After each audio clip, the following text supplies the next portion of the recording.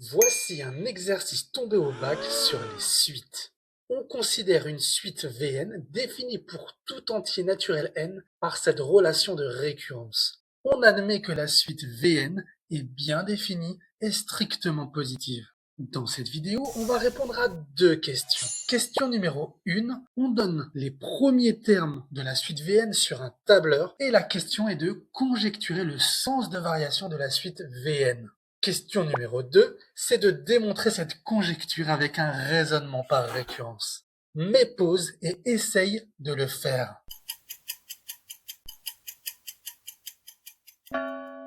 On y va avec la question 1. Tu es prêt? C'est parti!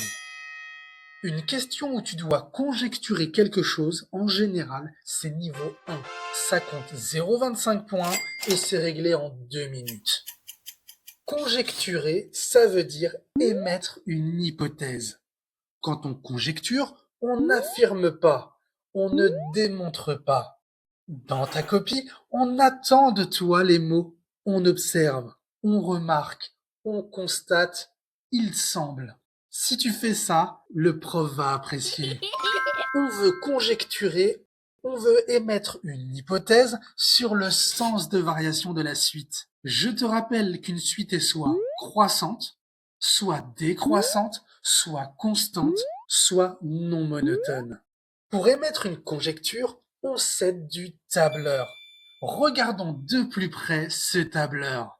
On a une colonne avec les valeurs de l'entier n. On a une colonne avec les valeurs des termes Vn. Ainsi, quand n égale 0, Vn est égal à environ 1,39. C'est-à-dire que V0 est égal à environ 1,39. De la même façon, V1 est environ 1,95. Et ainsi de suite jusqu'à V17. Qu'est-ce qu'on observe dans cette liste des premiers termes de la suite Vn? On observe que les premiers termes de la suite Vn sont de plus en plus grands.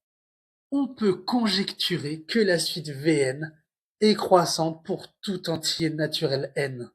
C'est ça notre conjecture. 0,25 points pour trouver cette conjecture. On passe à la question 2. Une démonstration par récurrence compte généralement 1 point au bac. Ça fait partie des questions qui comptent le plus de points. Le temps conseillé pour cette démonstration est de 10 minutes, qui est tout de même de niveau 3. On recharge nos munitions et on y va.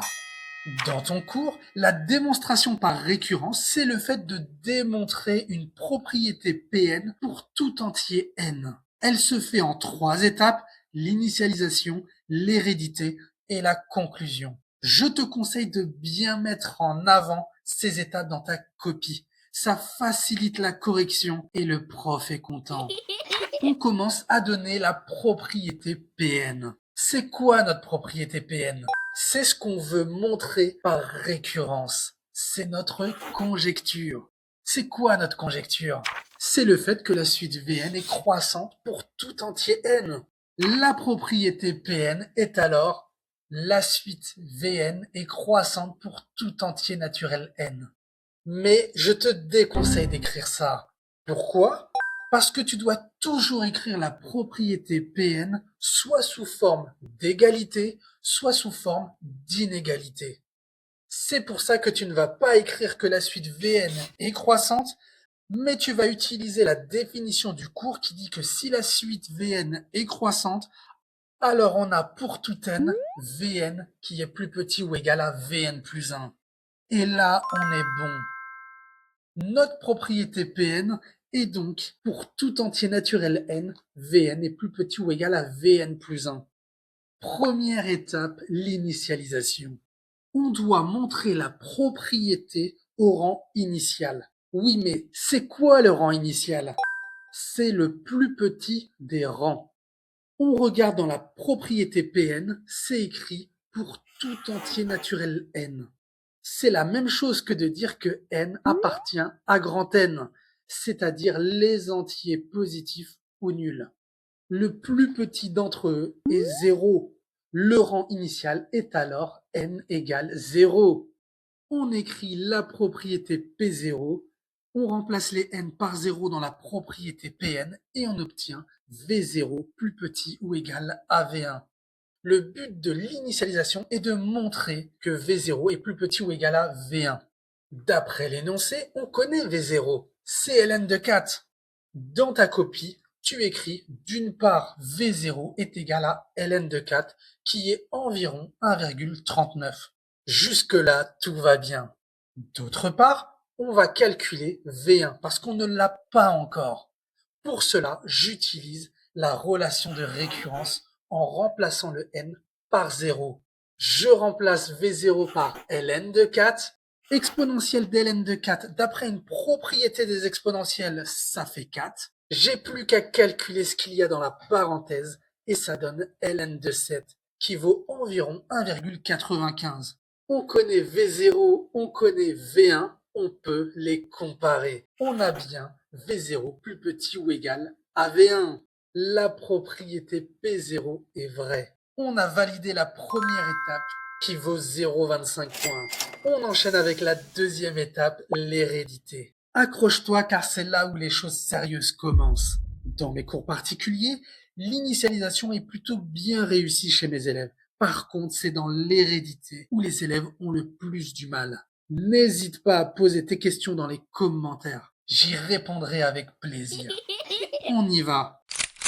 On suppose que la propriété Pn est vraie à un certain rang n quelconque. Ce qu'on suppose, c'est que Vn est plus petit ou égal à Vn plus 1. Personnellement, je te conseille de l'écrire. Et ce qu'on suppose, c'est ce qu'on appelle l'hypothèse de récurrence. D'ailleurs, cette hypothèse de récurrence, tu dois obligatoirement l'utiliser dans l'hérédité. Pourquoi? Parce que le but de l'hérédité, c'est le fait de prouver que si Pn est vrai, alors ça entraîne que Pn plus 1 est vrai aussi. Ça veut dire que l'hypothèse de récurrence est le fondement même de l'hérédité. Par contre, attention, on suppose que c'est vrai à un rang n quelconque, pas pour tout n. C'est une faute que je vois souvent chez les élèves. Assure-toi bien de bien écrire à un certain rang n quelconque. Montrons que la propriété Pn plus 1 est aussi vraie. Pn plus 1, c'est quoi? Je prends la propriété Pn et je remplace tous les n par n plus 1. Ça donne Vn plus 1 plus petit ou égal à Vn plus 2. Toute cette rédaction te rapporte 0,25 points. Notre mission est de trouver cette inégalité. Comme notre propriété est une inégalité, l'astuce est de commencer par l'hypothèse de récurrence. Mais après, comment on fait pour passer de ça à ça? Prenons un brouillon et concentrons-nous sur ce qu'on doit montrer. Vn plus 1 est plus petit ou égal à Vn plus 2. L'énoncé nous donne cette relation de récurrence. Je peux utiliser cette égalité pour remplacer Vn plus 1 et Vn plus 2. On obtient une inégalité qui va nous aider. Laisse-moi t'expliquer cela. On a Vn à gauche et Vn ici aussi à gauche. On a Vn plus 1 à droite et là aussi on a Vn plus 1 à droite. Et si on regarde de plus près cette inégalité, on remarque qu'à côté de Vn et Vn plus 1, on a exactement les mêmes éléments. Notre stratégie est de partir de l'hypothèse de récurrence et on va faire apparaître ces différents éléments au fur et à mesure pour aboutir à notre inégalité finale. C'est ça la méthode dans l'hérédité. En premier lieu, Vn et Vn plus 1 sont un exposant de l'exponentielle. Donc, je passe à l'exponentielle des deux côtés. Mentionne bien dans ta copie que la fonction exponentielle est strictement croissante sur R. Maintenant qu'on a mis l'exponentielle, on peut multiplier par 2 des deux côtés. Et ensuite, on rajoute moins 1 des deux côtés. On se rapproche du but. Et je pense que tu as deviné ce qu'on va faire. On passe au ln des deux côtés. Est-ce que j'ai le droit de faire ça? Parce que ln n'est pas défini dans les négatifs. Et la réponse est oui. Parce que dans l'énoncé, on nous dit que la suite Vn est bien définie et strictement positive. On peut donc passer au ln des deux côtés. Là aussi, tu justifies bien que la fonction ln est strictement croissante sur 0 plus l'infini. On a gagné, on a bien Vn plus 1 plus petit ou égal à Vn plus 2. C'est magnifique. La propriété Pn plus 1 est aussi vraie. Tu aurais pu écrire que la propriété est héréditaire. 0,25 points pour toute cette démonstration. Dernière étape, la conclusion. Là, ce n'est que de la rédaction. On a fait le plus dur, il n'y a plus qu'à assurer la conclusion. La propriété Pn est vraie au rang n égale 0. De plus, elle est héréditaire.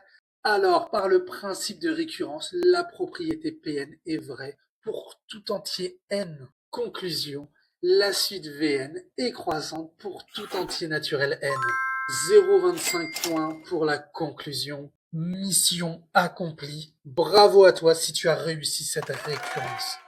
J'espère que tu as bien compris comment on conjecture le sens de variation d'une suite et surtout comment on démontre cette conjecture par récurrence. Je te souhaite plein de réussite sur la récurrence. Salut à toi!